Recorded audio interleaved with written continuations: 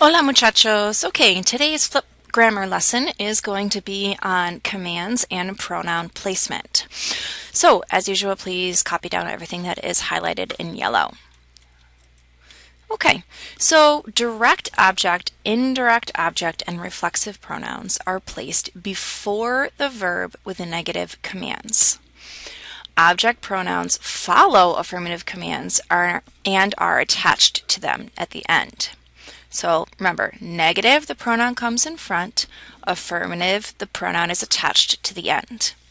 Now you may be saying, well, I don't understand what a pronoun is or the difference between direct and indirect and reflexive. So here we go. Let's recap that information. Direct object pronouns. Me, te, lo, and la are the singulars. Me is for me, te is for you. Lo has a double meaning. It could mean it or it could mean him. La also has a double meaning, it or her. The plurals, nos, os, los, and las. Nos stands for us. Os is you all, and los is for them, las is for them. Indirect object pronouns. These are a little bit different, okay, because they have the words to and for in front. So, similar, me, te, but now it's going to be le, and that stands for to or for me, to or for you, to or for him or her. There's no differentiation here. Like the lo, la was for him and her. It's just le for both genders. Nos, os, and les are the plurals. Nos is to or for us. Os, to or for y'all.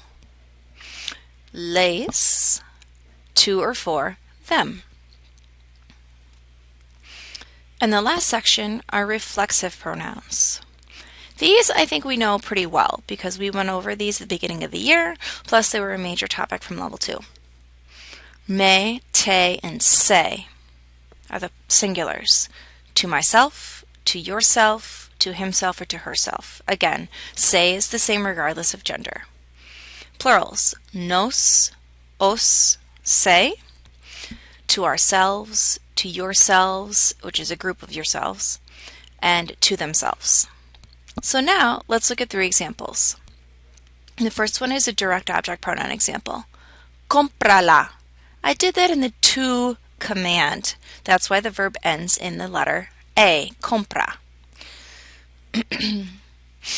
We cover up the pronoun la, and we count back to the second to last vowel, which is the O, and mark the accent. Now go for an indirect object pronoun. Denme el dinero.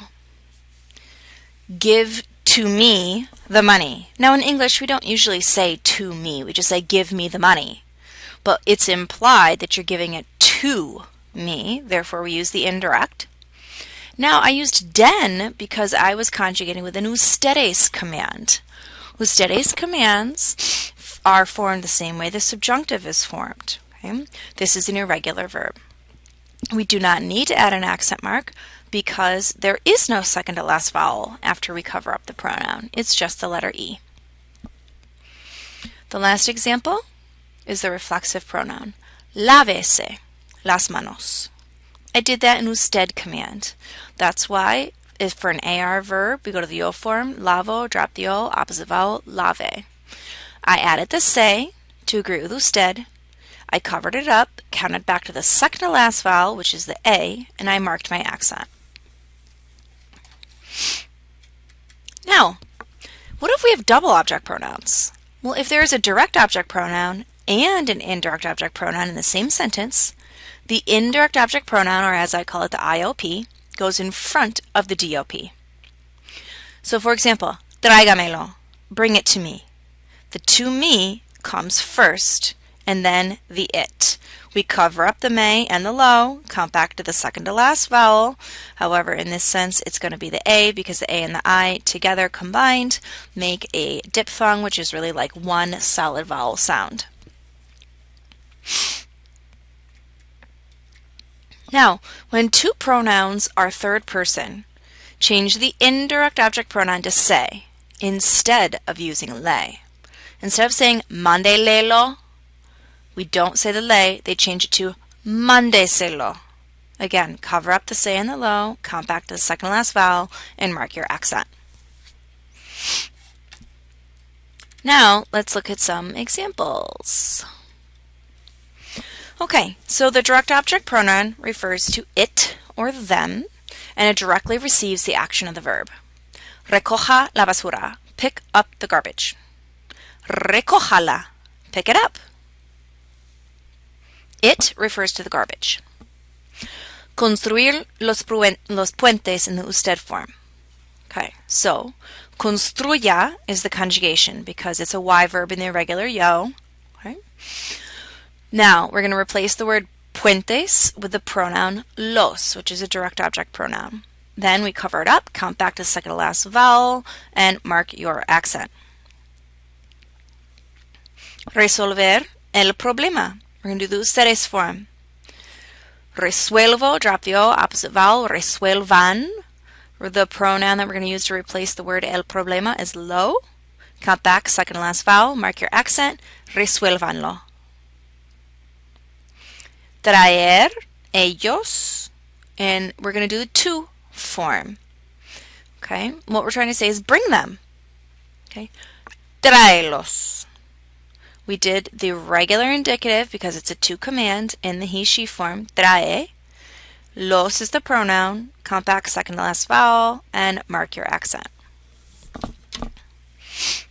Okay, now let's look at the indirect object pronouns. These tell to whom or for whom the action is being performed. De el regalo a las chicas. Give the gifts to the girls. Well, if we wanted to say, give the gift to them. Deles el regalo. The les is the to them. Okay, and it replaces the girls. So if we did decir a tu madre, or su madre, sorry, la verdad in the usted form. The usted form of decir is going to be diga. Then a su madre, the indirect object pronoun, is going to be le. Dígale la verdad. Cover up le, go back second last vowel, mark your accent. Ver in the ustedes form. Vean. We're going to find the IOP to replace los chicos. Véanles en la tienda. Cover up the pronoun, second to last vowel, mark your accent. Llamar a mí mañana, we're going to do the to, so that's the indicative, the he, she form in the indicative. Llama. And the pronoun to replace a mí is me. So llámame mañana. Cover up the pronoun, second to last vowel takes the accent.